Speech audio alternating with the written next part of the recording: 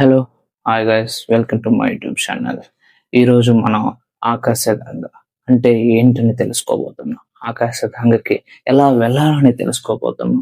ఎగ్జాక్ట్గా ఆకాశగంగ అనే ఒక పవిత్రమైన ఒక జలపాతానికి అంటే ఒక జలానికి గల హిస్టరీ ఏంటో మనం తెలుసుకోబోతున్నాం. ఇవన్నీ మీరు తెలుసుకోవాలంటే ఈ వీడియోని స్కిప్ చేయకుండా లాస్ట్ వరకు చూడాల్సింది. మనం ఇప్పుడు ఆకాశం నుండి దిగి వచ్చే గంగ అంటే ఆకాశ గంగ గురించి తెలుసుకోబోతున్నాం. అలాగే ఎలా వెళ్ళాలో చూడబోతున్నాం. ఫస్ట్ గబాల్ నుంచి వెళ్ళేటప్పుడు మనం వచ్చింది స్ట్రైట్ గా వచ్చేసాక. సో ఇప్పుడు మనం ఫస్ట్ లెఫ్ట్ వేసుకోవాలి. లెఫ్ట్ రా, స్ట్రైట్ రా. వచ్చే స్ట్రైట్ అజా స్ట్రైట్ కాదు, లెఫ్ట్. ఎవరు చెప్పాను లెఫ్ట్ అని? మనం వచ్చింది ఆధార్నే.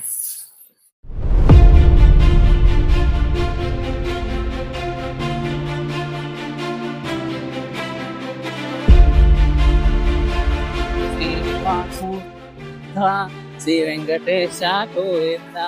అవును.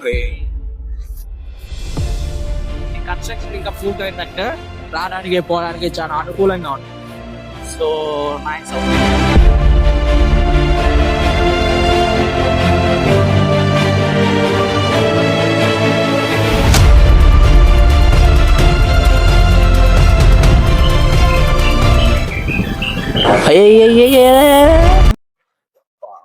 తమ్ముడు నేను ఇద్దరం వెళ్తున్నాం సైకిల్ లో. చూడండి, జపాల నుంచి ప్రజెంట్ వెళ్తున్నాం. తమ్ముడు మ్యాప్ లో చూస్తున్నాడు ఎలా ఎలా లేదు చెప్పేసి. అది ఆపోజిట్ లో కూడా వెహికల్స్ వస్తాయి కాబట్టి నేను ఇలా ట్రైపాడ్ పెట్టి రికార్డ్ చేయడం మంచిది కాదు. బట్ ఏదో మీకోసం వచ్చేసింది. 700 మీటర్స్ అండి జపాలి నుంచి, జస్ట్ 700 ఇక్కడికి రావడం కోసం. చూపిస్తాను మీకు ఫ్రంట్. ఆకాశగంగ దగ్గర లొకేషన్ అండి ఇది.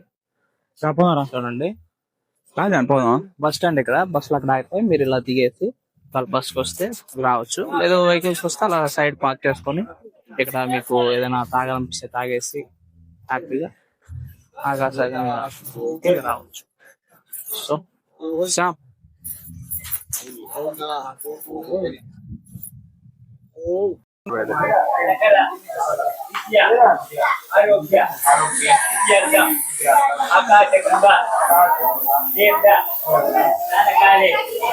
మనం ఇప్పుడు ఆకాశగంగ హిస్టరీ తెలుసుకుందాం. ఓకే, ఇప్పుడు ఫస్ట్ ఆఫ్ ఆల్ ఆకాశగంగ ఇది తిరుమలలోని అత్యంత పవిత్రమైన ప్రాచీన తీర్థంలో ఒకటి. ఇది తిరుమలలో వెంకటాచలంలో ఒక పవిత్ర జలపాతం.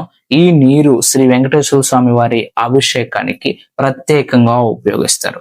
అలాగే ఆకాశగంగ అంటే అర్థం ఆకాశం నుంచి భూలోకానికి జారి వచ్చిన పవిత్రమైన గంగ అనే అర్థం.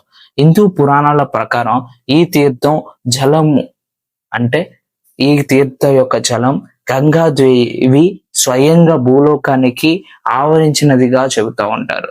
ఇది బ్రహ్మ, విష్ణు, మహేశ్వరులు కలిసి వెంకటాద్రిపై ఏర్పరిచిన పవిత్రమైన తీర్థంలో ఒకటి.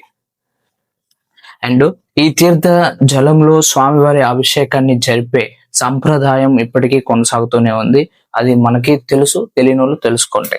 తర్వాత ప్రతిరోజు అర్చకులు ప్రత్యేకంగా ఈ నీటిని తీసుకొని వెళ్ళి పూజ కార్యక్రమంలో ఉపయోగిస్తారు. అలాగే భక్తులు ఈ జలాన్ని పవిత్రంగా భావించి స్నానం చేయటం ద్వారా పాప విమోచనం కలుగుతుందని నమ్ముతూ ఉంటారు. అది ఇప్పుడు కూడా కొనసాగుతూనే ఉంది.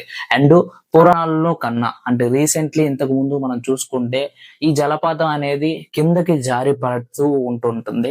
ఆ ప్రాంతంలోకి మనం స్వయంగా వెళ్ళేసి అక్కడ మనం స్నానాలు చేయటం కోసం కానీ, తాగటం కోసం కానీ, అండ్ కాళ్ళు కడుక్కోవడం కోసం కానీ యూజ్ చేయొచ్చు. బట్ ప్రెసెంట్ ఇప్పుడు అది లేకుండా క్లోజ్ చేశారు. నేను ఓల్డ్ ఫోటోని మీకు పిన్ చేస్తాను. అండ్ ఇప్పుడు ప్రెసెంట్ ఎలా ఉందనేది ఈ వీడియోలో నేను చూపిస్తున్నాను, చూడండి. హలో ఫ్రెండ్స్, ఇప్పుడు మనం ఇది 3వ ప్లేస్ ఆకాశగంగ. ఈ ప్లేస్ కి వచ్చాం. ఇక్కడ వాటర్ పైన కొండల మీద నుంచి వచ్చి అలా అక్కడ పడతాయి. వాటర్ అయితే వెరీ టేస్టీగా ఉన్నా. మేము వాటర్ ని తాగాం. అండ్ ఇంకా ఫేస్ వాష్ చేసుకొని ఇంకా చేసుకున్నాం. ఇంకా అక్కడ దర్శనం కూడా చేసుకున్నాం దేవుడిది. అలాగే ఇప్పుడు ఆ వాటర్ అలా వచ్చి అక్కడికి వెళ్తాయి. అక్కడ నుంచి ఇంకా నెక్స్ట్ ప్లేస్ కి వెళ్దాం. అక్కడికి ఏమైనా వెళ్తాయేమో మేబీ చూద్దాం. ఇంతకు ముందు మనం చూసిన ఆ జబాలి దగ్గర కూడా ఈ వాటర్ రావటం మనం గమనించాం. తర్వాత చూద్దాం ఈ వాటర్ ఎక్కడికి వెళ్తాయో. దిగేటప్పుడు స్మూత్ గా దిగేసాం. ఎక్కేటప్పుడు మాత్రం చాలా కఠిన. Okay, nice.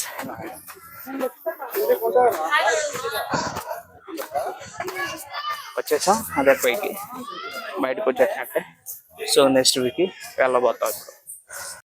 హాయ్ ఫ్రెండ్స్, ఇప్పుడే మనం పాప వినాశనం నుంచి సారీ ఆకాశగంగ నుంచి వచ్చాం. ఇప్పుడు పాప వినాశనానికి వెళ్ళబోతున్నాం. ఇక్కడ కన్స్ట్రక్షన్ జరుగుతుందని చెప్పాం కదా, రోడ్ ఎక్స్చేంజ్ ఏదో ఇక్కడ ఇప్పుడే ఈ వెహికల్ తో చేస్తా ఉంటారు. దీనికి ప్రత్యక్షమైన సాక్ష్యం ఇది చూడండి.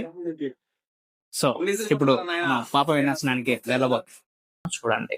అండ్ ఇంకా శ్రీ వెంకటేశ్వర స్వామి గారు తిరుమల కొండ మీద స్థిరపడిన తర్వాత ఆ దేవునికి అభిషేకం చేయటం కోసం కొంతమంది దేవతలు బ్రహ్మ గారి యొక్క ఆజ్ఞ ప్రకారం నీళ్లు కావాలని చెప్పేసి గంగాదేవిని స్వయంగా పూజించినప్పుడు ఆకాశం నుంచి గంగాదేవి జల రూపంలో ఇక్కడ దిగి వచ్చిందని చెప్పేసి లీలా కథనం ద్వారా ఇప్పటికీ మనం నమ్ముతూ ఉంటాం.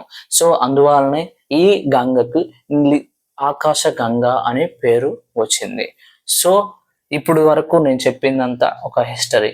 ఇది మీకు వర్తబుల్ అనిపిస్తే, అంటే ఈ వీడియో చూడటం వల్ల మీరు కొత్త విషయాలు తెలుసుకున్నారని మీకు అనిపించినట్లయితే నా వీడియోని లైక్ చేయండి, సబ్స్క్రైబ్ చేయండి. ఇంకా తిరుమలకి ఎవరైనా రావాలనుకున్న మీ ఫ్రెండ్స్కి షేర్ చేయండి. అలాగే ఎలా వచ్చాననేది ఇంకా పూర్తి వీడియోలో చెప్పుకుంటూ వెళ్దాం. అండ్ నెక్స్ట్ వీడియో మనం పాప వినాశనం గురించి తెలుసుకుందాం. అది డెఫినెట్లీ నేను చెప్తాను. Okay, bye.